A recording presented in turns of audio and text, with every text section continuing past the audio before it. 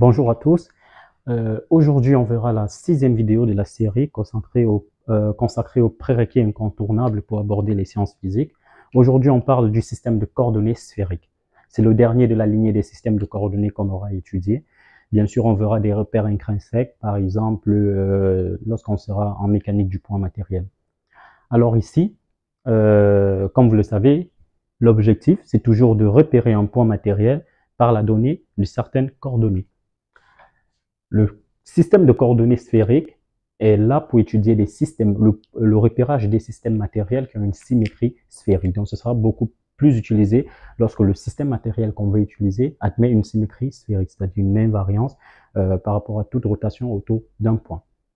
Maintenant, expliquons le schéma que nous voyons devant nous. Donc, comme vous le voyez en vert, c'est toujours le squelette qui est le système de coordonnées cartésiennes. Vous avez l'axe en X, en Y et en Z. Bien sûr, là, on a toujours notre origine. Maintenant, la particularité ici, c'est quoi? On prend notre point matériel qui est là, en M. On va le repérer par la connaissance de 3 coordonnées, toujours dans un espace tridimensionnel. Donc là, on a le point M, coordonnées R, θ et φ. Donc, on peut déjà remplir nos coordonnées R, θ et φ. Qui est R? R, c'est directement la distance qui va du point O à M. Donc, c'est cette distance OM qu'on appelle directement R. Donc, tout à l'heure, vous voyez, on projetait toujours par H pour lire ces coordonnées sur le plan qui est perpendiculaire, donc le plan du sol. Donc, OM, c'est la distance R. θ, c'est l'angle, pardon. θ, c'est l'angle qui sépare Z, l'axe des Z et l'axe de R. Donc, c'est ça qui est θ.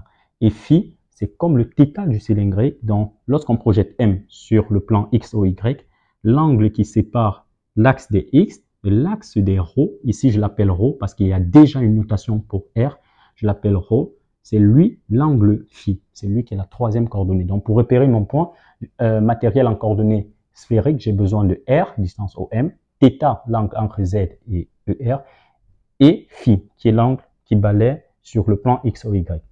Là, je vais l'appeler ρ pour que le vecteur sortant, qui était ER en coordonnées cylindriques, soit appelé euro. Donc là, le vecteur de base associé à φ, il croît suivant les φ croissants. Bon, il est dirigé suivant les φ croissants et normal à euro. C'est pour ça que je le présente là, c'est Eφ. Le vecteur associé à la coordonnée R, c'est ER, qui est directement le long de OM. Donc là, vous avez ER. Et perpendiculairement à ER, dans le sens des θ croissants, on a le vecteur Eθ. Je peux ramener ce Eφ là pour que vous voyez directement la base sphérique qui est là, tout simplement. C'est une base orthonormée. Donc, norme de ER, ça reste norme de Eφ, ça reste norme de Eθ qui égale 1. Donc, E1 ici, c'est ER, E2, c'est Eθ, et E3, c'est Eφ. Parlons maintenant des coefficients métriques. Vous savez déjà à quoi ils servent. Donc, c'est juste là pour la géométrie locale de mon système de coordonnées pour voir comment varient les éléments de longueur par rapport aux coordonnées qu'on a choisies. Donc là, par exemple, pour le système de coordonnées sphériques, H1, il va valoir 1, H2, il va valoir R, et H3 va valoir R sinus θ. Maintenant, déplacement élémentaire. On connaît déjà l'expression générale du déplacement élémentaire. DOM, c'est la somme sur I allant de 1 à 3 des HI, DUI, EI. Alors, on peut directement dire que c'est H1, DU1, bon, H1 c'est 1, DU1 c'est-à-dire DR, porté par E1 qui est ER, plus H2 qui est R, DU2 qui est dθ, porté par E2 qui est Eθ, plus H3 qui est R sinus θ, fois DU3 qui est dφ, porté par E3 qui est Eφ. Donc voilà le vecteur déplacement élémentaire en coordonnées sphériques.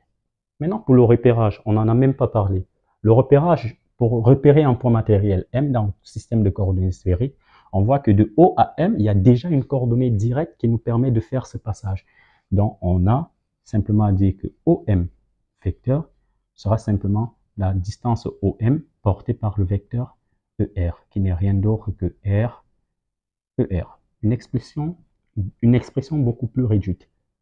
Donc ça, c'est le vecteur déplacement. Et si vous faites la différentielle de cette expression, vous allez obtenir ça. Et oui, si Dieu le veut, on aura le temps de le faire. C'est pas vraiment compliqué. Alors, passons aux éléments de surface.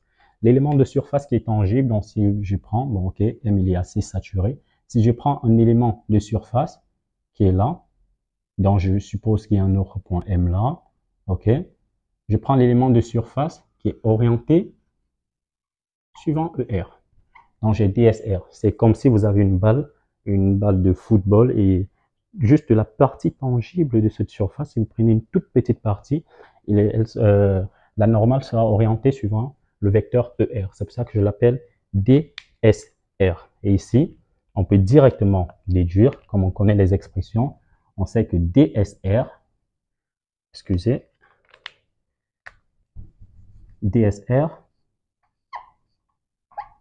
comme R c'est la première coordonnée, on aura H2, H3, DU2, DU3, porté par E1 qui est ER. Donc là, j'ai directement DSR qui sera égal à quoi? H2, H3, c'est-à-dire R, R sinus θ.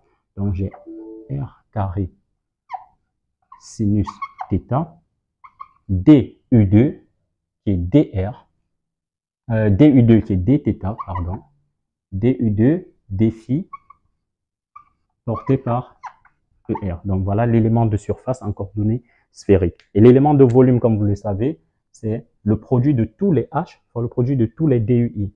Donc ce sera simplement 1 fois R sinus θ, j'aurai toujours R carré sinus θ dθ, pardon, dr dθ dφ. Donc là, j'ai mon élément de volume en coordonnées sphériques. Maintenant, passons à la correspondance des coordonnées. Là, j'ai représenté le plan X, O, Y et le plan, regardez bien, O, Z, O, H. Donc là, par exemple, qu'est-ce que je prends? Si je viens sur le plan X, O, Y, là, j'ai O, X qui est couché, je le laisse là, Y, je le mets debout, de telle sorte que l'angle entre X et Y, c'est toujours 90 degrés.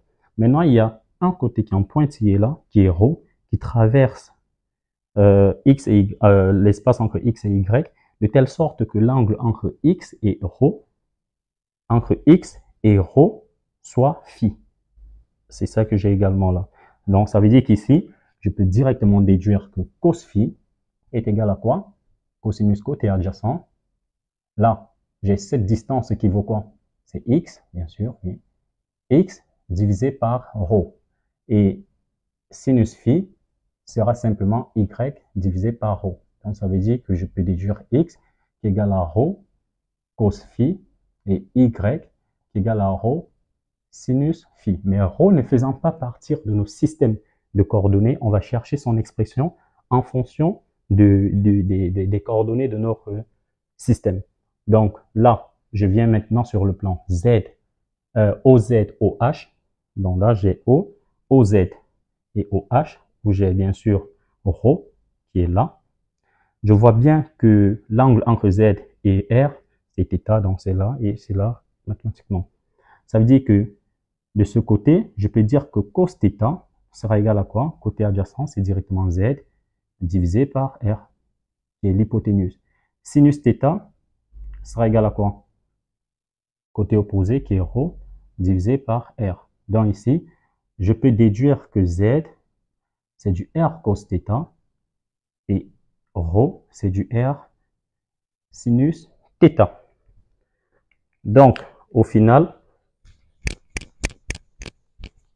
on peut déduire les expressions finales de X, Y et Z en termes de correspondance.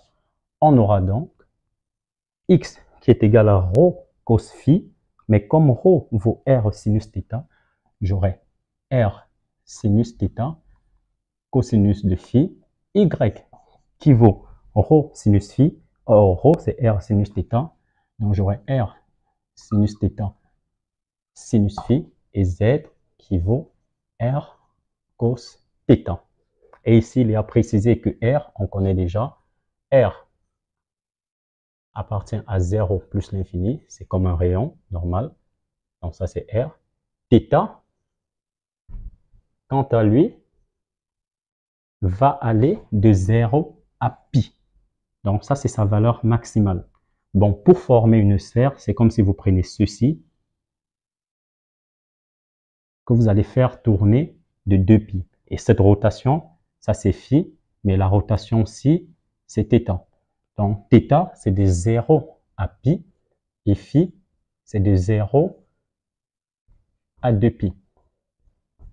Donc voilà les différentes variations que vous pouvez avoir. Mais si vous voulez maintenant les correspondances entre sphérique et cartésien, vous pouvez faire x carré plus y carré plus z carré. Vous allez obtenir r carré, bien évidemment.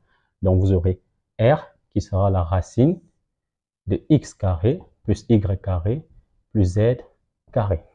Maintenant, si on vient là, vous vous rendez compte que si on fait y sur x, on va avoir tangente de phi directement parce que j'aurai rho sinus phi sur rho cos phi.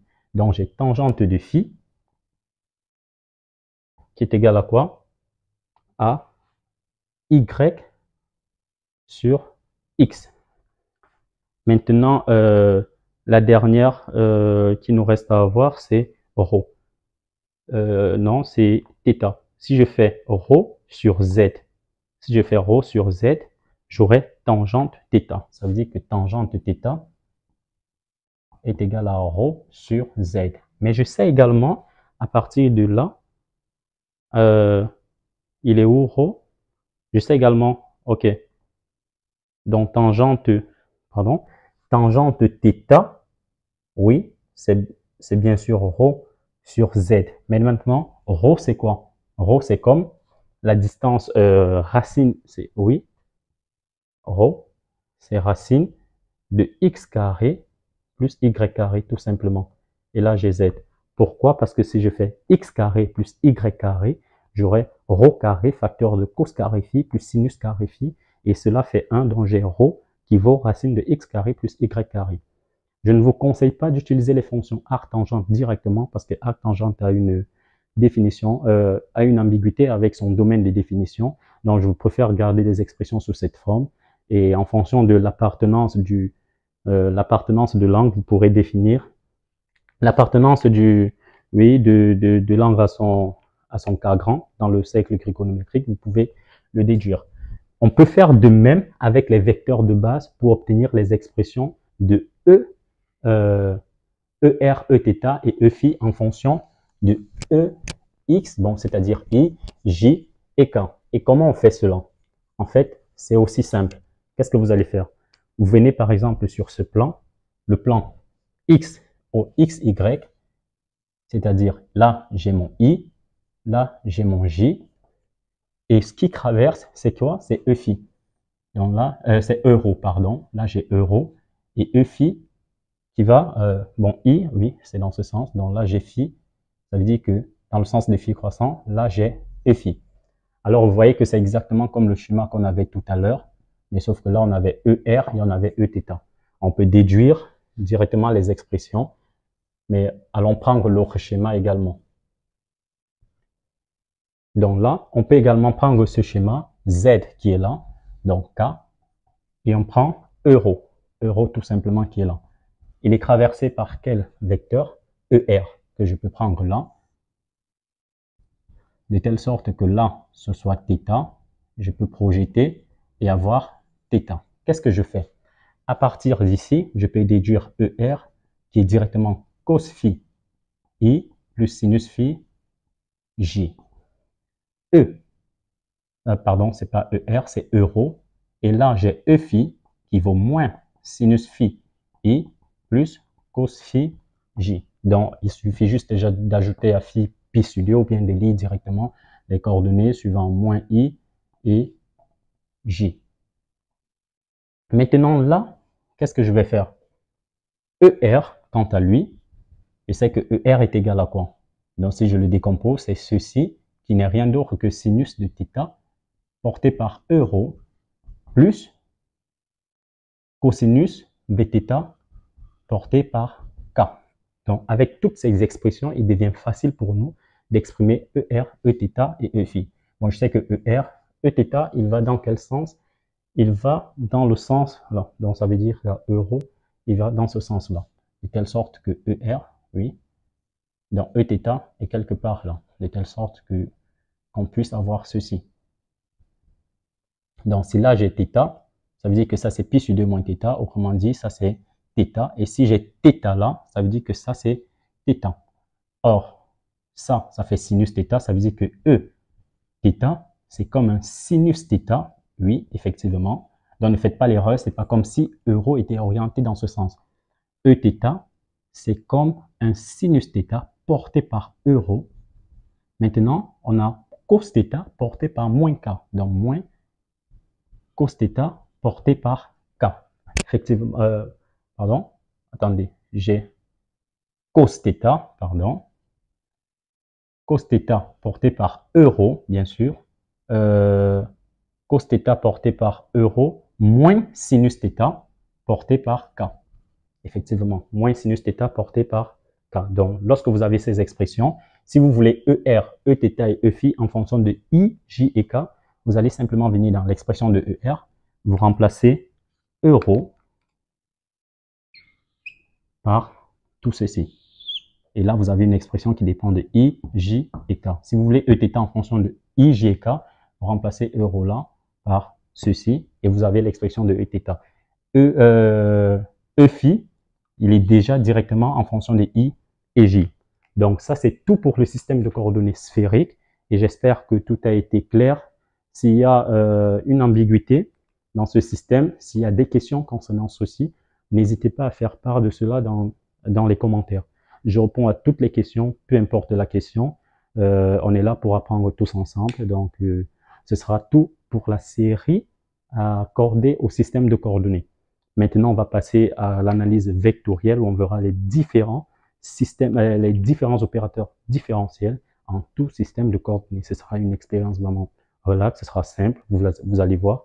On verra l'opérateur, on va commencer par nabla, on verra gradient, divergence, rotationnel, laplacien, scalaire ou vectoriel, peu importe, on verra tout avant de commencer le programme, soit en mécanique du point, soit en mécanique du solide, électrostatique, électrocinétique, magnétostatique, tout ce qui va avec, on fera tout, Donc, si vous avez une quelconque question, n'hésitez pas à faire part de cela en commentaire. Sur ce, je vous dis à plus tard et merci pour votre aimable attention. Bye bye.